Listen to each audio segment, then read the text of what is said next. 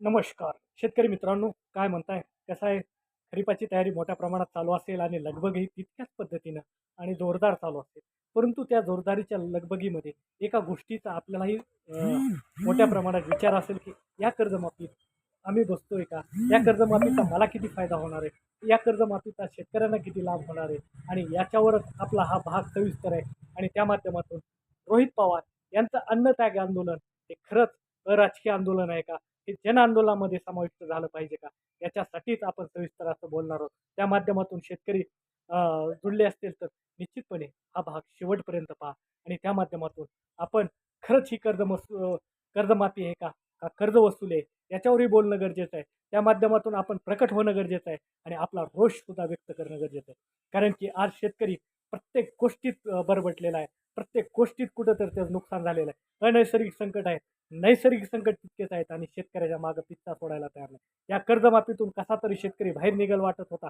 परंतु 2019ची एक प्रकारची खुट्टीच आपल्या माध्यमातून सरकारने ठोकलेली आहे आणि त्या खुट्टीच्या माध्यमातून 36 लाख शेतकरी आज वंचित राहणार आहेत कर्जमाफीपासून आणि त्या माध्यमातून कर्जमुक्तीपासून.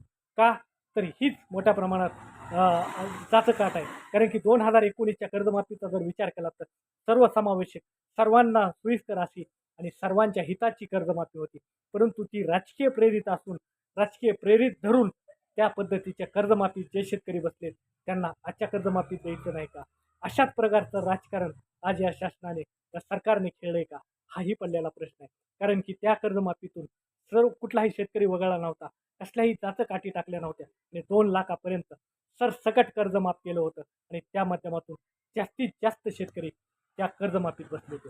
परंतु 2024ची निवडणूक लागली आणि त्या माध्यमातून मोठ्या प्रमाणात कर्जमाफीची आश्वासन दिले. सरकार अस्तित्वात आलं. सरकार कशा पद्धतीनं कर्जमाफी देईल अशा पद्धतीनं पहिलं वर्ष गेलं. विविध अनुदान, विविध फंड होते, विविध योजना होत्या. त्या योजनेचा फंड तर आज भेटायला तयारी नाही.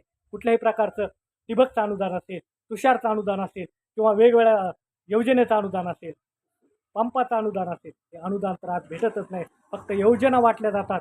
त्या पद्धतीने शेतकऱ्याचे पैसे अडकून बसले. रोजगार हमीतून जवाहरलाल नेहरू योजनेतून विहीर पाडली. 4-4 लाख रुपये गुंतवणूक केलेले आजही त्यांचं बिल निघत नाही. म्हणजे ठेकेदारी करायला लावली प्रमाणे शेतकऱ्याला गुंतवून झालं आणि अशा नको त्या गोष्टीमध्ये शेतकऱ्याने पैसा गुंतवल्यामुळे मोठ्या प्रमाणात कर्जच्या विळख्यात शेतकरी अडकलेला. म्हणजे आश्वासन दिले मोठे मोठे आणि त्या माध्यमातून त्या पद्धतीनं फंडही नाही दिला. परंतु 2019च्या कर्जमाफीनंतर शेतकरी कसा तर सुधरेल वाटत होता. कसा तरी एक चांगल्या प्रकारे चांगले दिवस येतील वाटत होते. परंतु 2019 नंतर 2020ला मोठ्या प्रमाणात कोरोनाचा खंड आला. अख्खं जग बंद पडलं, पण शेतकरी थांबला नाही. त्यांना आपल्या काळ्या मायेची ओटी आपल्या खर्चाने, आपल्या पैशाने, आपल्या मेहनतीने, आपल्या संघर्षाने निर्माण. परंतु त्यातून चांगले दिवस येत असताना मोठ्या प्रमाणात पुन्हा एकदा तो शेतकरी कसा तरी सुधरत असताना पुन्हा मोठ्या प्रमाणात वेगवेगळे विळखे असतील, बाजारभाव असतील, आयात निर्यात धोरण असेल किंवा इतर धोरण असतील, त्या माध्यमातून शेतकरी कसा लाईनमध्ये थांबल, खत आज कुठल्या पद्धतीने भेटतंय, त्याच पद्धतीने बियाण्याच्या लाईनमध्ये बियाणाचा पुरवठा वेळेवर होत नाही, त्यात भेसळ येते. तसेच राशनमध्ये सुद्धा हायब्रिडसारखं शेतकऱ्याला माती मारलं जातं.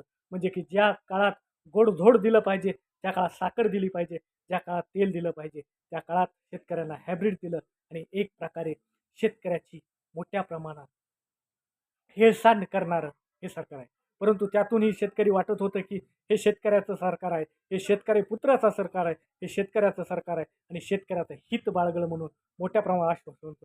अनेक लोकांनी त्याच्यावर आंदोलन केले. अनेक सर्वसामान्य शेतकऱ्यांनी त्यांच्या पाठीमागं उभं राहिलं. पण त्यांनीही आपली स्वतःची राजकीय पोळी भाजल्याप्रमाणे स्वतःचा हित साधलं. परंतु कर्जमाफीकडे कुठेही ढुंकूनही पाहिला नाही. एक 4 शब्द चकार बोलायलाही कुणी तयार नाही आणि त्याच काळात रोहित पवारसारखा एक युवा नेतृत्व मोठ्या प्रमाणात शेतकऱ्यासाठी अन्नत्याग आंदोलन करतोय. हे आंदोलन अराजकीय आहे. हे अराजकीय का म्हणतो? कारण की हा प्रश्न शेतकऱ्याच्या हिताचा आहे. शेतकरी हा कुठल्या पक्षाचा बांधील नाही. शेतकरी हा कुठल्या जातीचा बांधील नाही.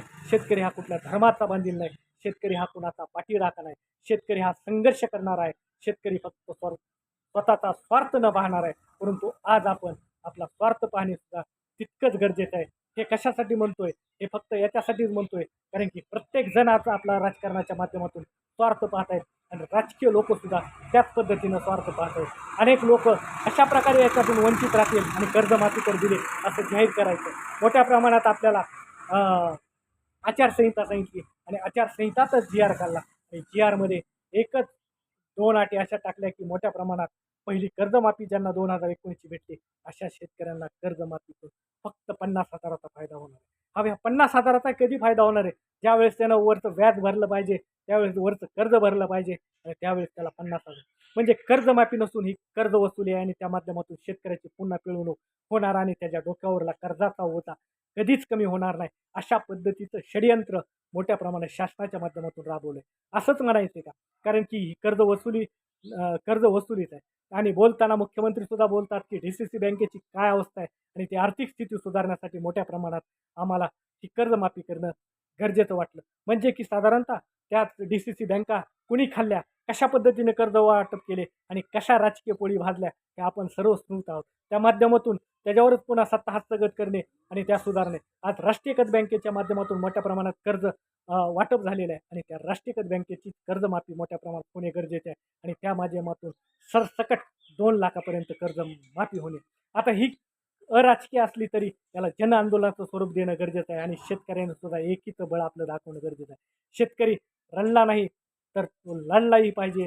नुसतं रडत बसून काम नाही. तर आता ह्या आंदोलनाला पाठिंबा देणं गरजेचं आहे. आपणही आपला स्वार्थ पाहणे गरजेचं आहे. आपल्या प्रश्नासाठी आवाज जरी त्यांचा असला तरी लढा आपला आहे एवढं समजून मोठ्या प्रमाणात ह्या आंदोलनाला पाठिंबा दिला पाहिजे. आणि जन आंदोलन मोठ्या प्रमाणात झालं तर शासनालाही जाग येईल आणि शासनालाही कळेल शेतकरी नुसता संघर्षच करत नाही तर आसूड सुद्धा ओढतो आणि त्या माध्यमातून शासनाला जागा करण्याचं काम ही शेतकरी करतो.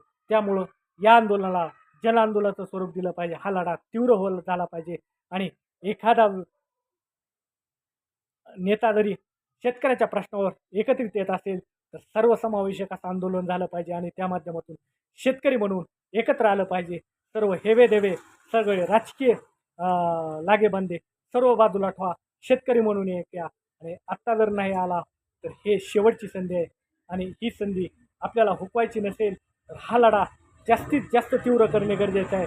नाहीतर आपण शेतकरी म्हणून भविष्यात टिकतात याची सुद्धा खात्री देणार नाही. ही कशासाठी म्हणतोय? कारण की भांडवलशाही मोठ्या प्रमाणात शेतीमध्ये उतरत आहे. पैसा गुंतवणूक करून मोठ्या प्रमाणात आपल्याला तिथं नोकर होण्याची पाळी येणार आहे. ज्या पद्धतीनं मुळशी पॅटर्न लागू झाला आहे त्याच पद्धतीने शेतीमध्ये भांडवलशाहीचा पॅटर्न लागू झाला आहे. त्या माध्यमातून वेगवेगळे शक्तीपीठ निर्माण केलात, वेगवेगळे नको ते प्रोजेक्ट आणले जातात, मोठमोठे यंत्रणा कामाला लावली आणि त्या पद्धतीनं शेतकऱ्याचं हित कुणीही पाहिलं जात नाही. त्यामुळे शेतकऱ्यांनी एकत्र आलं पाहिजे. शेती टिकवण्यासाठी एकत्र पाहिले, शेती करण्यासाठी एकत्र आलं पाहिजे, शेतीचा संघर्ष करण्यासाठी आलं पाहिजे आणि शेतीचं भविष्य टिकवण्यासाठी आपण सर्वांनी एकत्र आलं पाहिजे. आणि हा लढा, एकीचा लढा हा आपण जिंकल्याशिवाय राहणार नाही हीच आपल्याकडून अपेक्षा आहे. आमच्या चॅनलवर नवीन असाल तर आमच्या चॅनलला जास्तीत जास्त सबस्क्राईब करा. त्या माध्यमातून आमच्या चॅनलला कमेंटच्या माध्यमातून तुमच्या काही सूचना असतील तर निश्चितपणे करा. परंतु इथं कुठेही राजकारण आणू नका. शेती हा शेतीच आहे आणि शेतीचा प्रश्न हा एकीनं सुटला जातो. आत्तापर्यंत शेतीसाठी झटणारे, लढणारे आपण अनेक बघितले, परंतु प्रश्न सोडवणारे ते सुद्धा आपल्याला ह्यांच्यातून हुडकणं गरजेचं आहे. त्यामुळं आवाज जरी त्यांचा असेल तरी संघर्ष आपला असला पाहिजे एवढाच मी बोलतो आणि आपल्याची रजा घेतो. धन्यवाद मित्रांनो.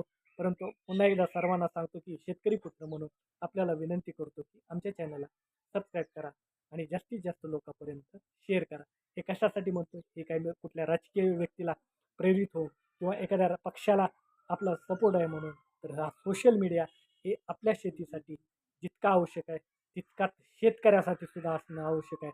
नुसतं शेतकरी पुत्र म्हणून चालत नाही तर शेतकऱ्याच्या प्रश्नसुद्धा आपल्याला तितकेच जिकरीनं मांडलं गरजेचं पाहिजे, तितकंच कडवट मांडले पाहिजे आणि तितके संघर्षशील मांडले पाहिजे. संघर्षशील का म्हणतोय? तर संघर्षाशिवाय शेतकऱ्याच्या पदरात आत्तापर्यंत कधीच यश आलं नाही आणि ते यश मिळवायचं असेल तर एकजूट असलीच पाहिजे आणि केलीच पाहिजे. धन्यवाद.